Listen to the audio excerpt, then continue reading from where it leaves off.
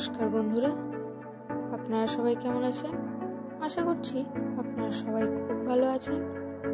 তো আজকে আপনাদের সাথে একটা নতুন রেসিপি শেয়ার করছি, সেটা হলো পায়েসের রেসিপি। তো কম বেশি আমরা পায়েস সকলে খুব খেতে ভালোবাসি।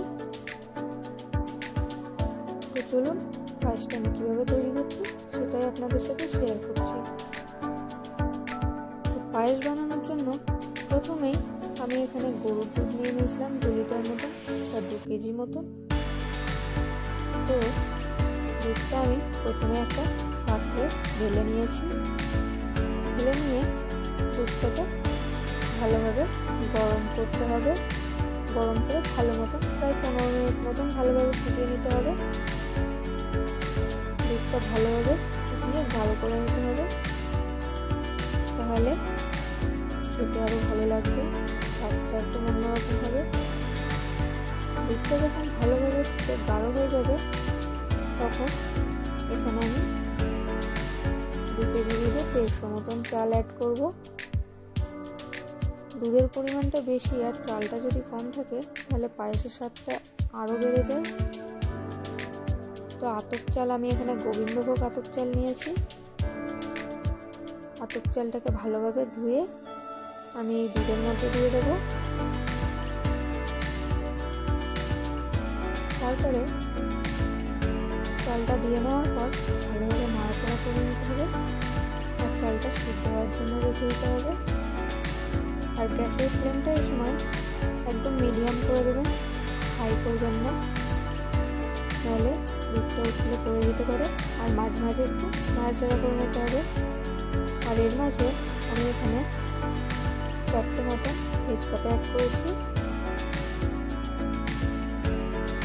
তারপরে আবারও ভালোভাবে নাড়াচাড়া করে এইভাবে ফুটতে দিতে হবে। আর মাঝে মাঝে একটু নাড়াচাড়া করতে হবে যাতে নিচে না ধরে যায়। নিচে ধরে গেলে কিন্তু একটু ভালো লাগবে না খেতে। তারপরে চালটা যখন 80% হয়ে আসবে তখন আমি এখানে চিনি অ্যাড করব। আমি এখানে 400 গ্রাম মতন চিনি অ্যাড করেছি। আপনারা যেরকম মিষ্টি খান সেই রকম হিসেবে চিনি অ্যাড করবেন। তারপরে এখানে আমি কিছু ড্রাই ফ্রুটস দেবো, কাজু আর কিশমিশ। সেই জন্য আমি এখানে কাজু আর কিশমিশটাকে একটু জলে ভিজিয়ে রেখেছিলাম। প্রথমে আমি এখানে চিনিটা অ্যাড করে চিনিটাকে ভালোভাবে মিশিয়ে নেব। তারপরে আমি এখানে ড্রাই ফ্রুটসগুলো অ্যাড করে দেবো। ড্রাই ফ্রুটসগুলো অ্যাড করার পর আমি এখানে 5-6টা মতন এলাচ নিয়েছিলাম। এলাচটাকে ভালোভাবে একটু গুঁড়ো করে আমি এখানে দিয়ে দিয়েছি। পায়েসে কিন্তু এলাচ না দিলে স্বাদটা একটুও ভালো লাগে না, আর এলাচ দিলে স্বাদটা দ্বিগুণ বেড়ে যায়। তারপরে ভালোভাবে নাড়াচাড়া করে আরও 5 মিনিট মতন ফুটতে দিতে হবে। আর মাঝে মাঝে একটু নাড়াচাড়া করতে হবে যাতে নিচে না ধরে যায়, যেহেতু পায়েসটা হয়ে এসছে। তো আপনাদের যদি আমার এই ভিডিওটা ভালো লেগে থাকে তাহলে অবশ্যই জানাবেন কেমন লাগলো ভিডিওটা।